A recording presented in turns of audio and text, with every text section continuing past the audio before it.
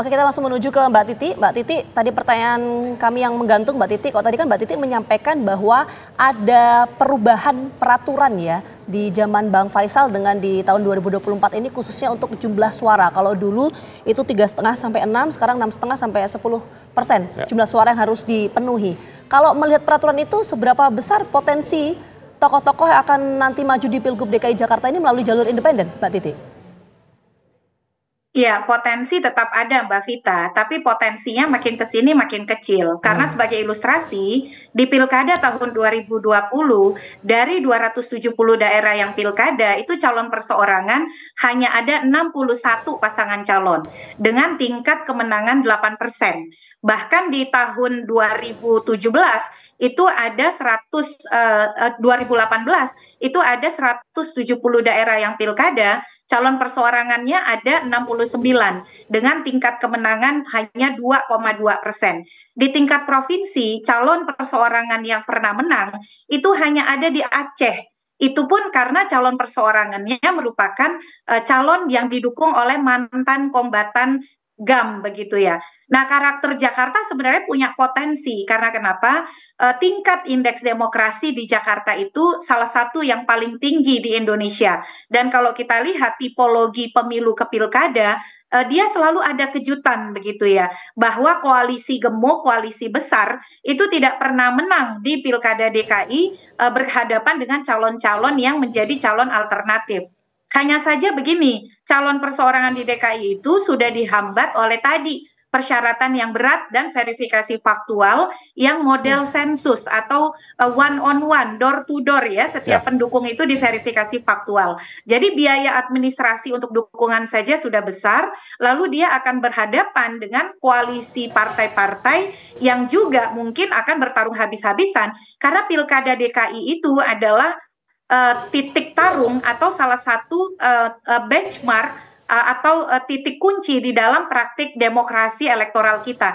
Biasanya yang berperan itu kan adalah DKI Jakarta, Jawa Barat, Jawa Tengah, Jawa Timur. Nah, oleh karena itu ya tentu saja partai akan all out juga untuk kompetisi pilkada. Berbicara persyaratan yang berat, tadi kan kalau kita dengarkan dari pengalaman Bang Faisal, satu KTP ini hanya untuk satu paslon gitu. Kalau kita analogikan ada 3 sampai 4 lah, 4 paslon yang mendaftar nih di Silon untuk maju sebagai di Gubernur Jakarta, kita kalikan lah 4 kali 600.000, itu ada 2,4 juta suara gitu ya yang harus dikumpulkan dan gak boleh sama semua tuh. Nah, Anda melihat ini kan jadi lebih menyulitkan lagi, ini seperti apa? Apakah mungkin? Ya, itu memang konsekuensi dari rezim administrasi yang ada di dalam Undang-Undang Pilkada dan peraturan KPU kita. Persyaratan calon perseorangan di Indonesia itu relatif tinggi dibandingkan negara-negara lain. Standar di pemilu itu adalah antara 2,5 sampai 5%. Nah, di kita itu kan 6,5 sampai 10% dari jumlah DPT pemilu terakhir. Makanya fotokopi KTP elektronik itu kalau kita berkaca di Pilkada DKI 2012 ya, yang Ahok gagal maju lewat jalur perseorangan, itu kan juga dikontribusikan oleh memang sulit mengumpulkan dukungan. Jadi calon perseorangan itu dia juga harus bersaing dengan sesama peminat jalur perseorangan supaya tidak ada dukungan ganda. Kalau dukungannya terbukti ganda, dia harus menyetor dukungan pengganti yang itu jumlahnya harus lebih banyak. Jadi 2 kali lipat begitu. Nah, ini juga menjadi evaluasi ya.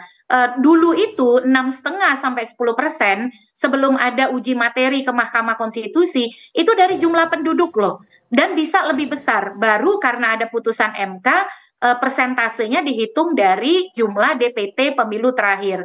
Jadi menurut saya hulu pangkalnya itu memang adalah di tindakan pembentuk undang-undang yang makin memperberat persyaratan untuk maju di jalur perseorangan. Padahal jalur perseorangan bisa menjadi alternatif mencegah calon tunggal kalau dia tidak dipersulit begitu.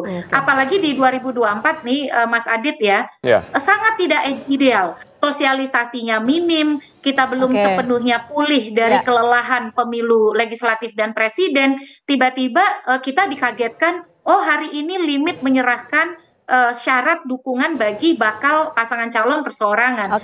Jadi ini juga menjadi kendala nih. Jadi sangat tidak ideal ya kondisi pilkada Oke, Mbak Titi, 2024 yang beririsan tahapan dengan pemilu. ya artinya peraturan-peraturan ini cukup menyulitkan lah bagi tokoh-tokoh yang ingin maju melalui jalur independen.